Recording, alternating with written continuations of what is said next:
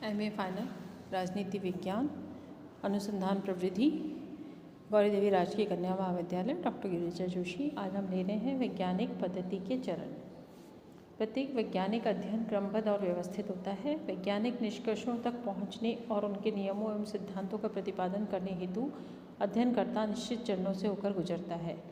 जब भी वैज्ञानिक पद्धति की सहायता से कोई अध्ययन किया जाता है तो वह अध्ययन सामान्यतः अलग अलग सोपानों से होता हुआ और सिद्धांतीकरण तक पहुंचता है। लुंडबर्ग ने वैज्ञानिक पद्धति के 4 चरणों को स्पष्ट किया है। प्रथम है कार्यशील प्राकल्पना का निर्माण करना, दूसरा है अवलोकन और तथ्यों का आलेखन करना, तीसरा है संकलित तथ्यों का वर्गीकरण एवं संगठन बनाना, चौथा है सामान्यीकरण। और पीवी यंग ने 6 चरणों का वैज्ञानिक पद्धति के 6 चरणों को बताया है कि अध्ययन हेतु समस्या का चुनाव करना, कार्यशील प्राकल्पना का निर्माण करना, वैज्ञानिक प्रविधियों की सहायता से समस्या घटना का अवलोकन एवं खोज करना, संकलित तथ्यों का आलेखन करना, तथ्यों का विभिन्न वर्गों में वर्गीकरण करना और वैज्ञानिक सामान्यीकरण। तो हम वैज्ञानिक पद्धति के जो मुख्य रूप से चरण हैं उनको जब हम इन दोनों को मिलाने के पश्चात हम जब निर्मित करते हैं तो वो हमारे पास 10 तरीके के आते हैं। पहला चरण आता है समस्या का चुनाव करना, यानी समस्या को चयनित करना। दूसरा है अध्ययन के उद्देश्यों का निर्धारण, यानी जो समस्या या जो विषय हमने शोध हेतु लिया है उसके लिए अध्ययन के उद्देश्यों को निर्धारित किया जाना। तीसरा है प्राकल्पना का निर्माण, यानी जो विषय हमने लिया है उससे संबंधित जितने भी आकलन हैं, प्राकल्पनाएं हैं, उनको निर्मित करना। चौथा उसका वो है अध्ययन क्षेत्र और अध्ययन की इकाई का निर्माण, यानी किस अध्ययन क्षेत्र में किस तरीके से हमें उसको प्रयोग में लेना है उसका निर्माण करने का कार्य करना। पांचवा है अध्ययन पद्धतियों एवं यंत्रों का चयन करना, कौन सी अध्ययन पद्धतियों का चुनाव किया जाएगा और किस तरीके से उसको अध्ययन किया जाएगा इसका चयन करना। छठा है अवलोकन एवं तथ्यों का संकलन करना। ये छठी तरीके का प्रकार है कि जो भी तथ्य आपको दिया गया है उसका कैसे आप अवलोकन करेंगे और कैसे उन तथ्यों को एकीकृत करेंगे। सातवां है तथ्यों का वर्गीकरण और विश्लेषण और उसकी व्याख्या करना। आठवां सामान्यीकरण करना, नवां उसकी जांच करना या पुनः परीक्षण करना और 10वां उसकी भविष्यवाणी करना। यानी मूल रूप से इन 10 जो वैज्ञानिक पद्धति के चरण हैं इनके माध्यम से ही वैज्ञानिक पद्धति को प्रयोग में लिया जाता है और प्रयोग में लेने के पश्चात हम वैज्ञानिक पद्धति का जो कार्य है वो प्रारंभ करते हैं। सामान्यतः ये माना जाता है कि कोई भी अध्ययन वस्तु इस वैज्ञानिक पद्धति को काम में लेते हुए प्राप्त की जाती है, वह विषय विज्ञान कहलाने का अधिकारी होता है।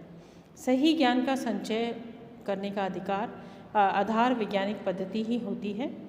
इसके लिए कार्ल पियर्सन ने लिखा है कि सत्य के लिए संक्षिप्त मार्ग नहीं है। विश्व का ज्ञान प्राप्त करने के लिए वैज्ञानिक पद्धति के द्वार से गुजरने के अतिरिक्त कोई अन्य मार्ग नहीं है। अर्थात वैज्ञानिक पद्धति के प्रयोग से, वैज्ञानिक पद्धति के सहयोग से ही हम अपने शोध अनुसंधान कार्य या शोध कार्यों को पूर्ण कर सकते हैं। और वो शोध भी ऐसे होते हैं जो कि निष्कर्ष जिनके खरे उतरते हैं और प्रमाणिक माने जा सकते हैं। उनकी प्रमाणिकता, चूँकि वो वैज्ञानिक पद्धति के आधार पर प्रयोग में लिए जाते हैं, अतः उनकी प्रमाणिकता सत्य सिद्ध होती है। इसका नेक्स्ट जो टॉपिक है, नेक्स्ट जो विषय है कि सामाजिक अनुसंधान में वैज्ञानिक पद्धति को प्रयोग।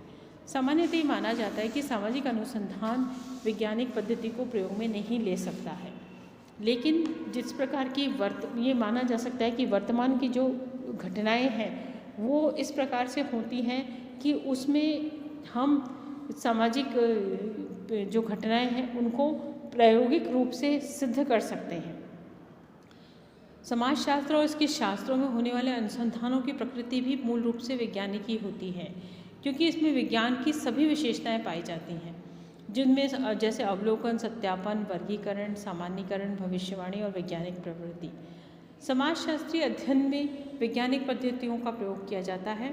इनमें तथ्य के संकलन के लिए सामाजिक सर्वेक्षण पद्धति, वैयक्तिक जीवन अध्ययन पद्धति, समाजमिति, अवलोकन, साक्षात्कार, अनुसूची, प्रश्नावली आदि का प्रयोग किया जाता है। तो समाजशास्त्रीय अध्ययनों में कार्य कारण संबंधों की विवेचना की जाती है। तो और प्राप्त तथ्यों के आधार पर सामान्यकरण किया जाता है, नियम प्रतिपादित किए जाते हैं। उन नियमों का परीक्षण और पुनर्परीक्षण भी किया जाता है, जिससे कि ये जो हमारी वैज्ञानिक पद्धति है वो हमारे सामने आती है, भविष्यवाणी की जाती है।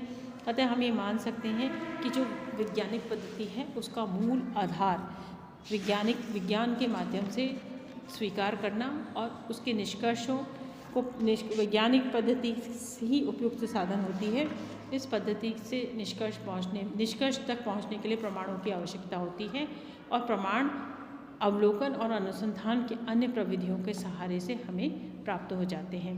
अतः इन सबको हम समाजशास्त्रीय अध्ययन पद्धति में इस वैज्ञानिक पद्धति का प्रयोग करते हैं और ये वैज्ञानिक पद्धति हमारे लिए प्रयोगात्मक रूप से शोध कार्य में सहयोगी होती है और सही तरीके से शोध कार्य संपन्न कराने में हमें सहयोग प्रदान करती है।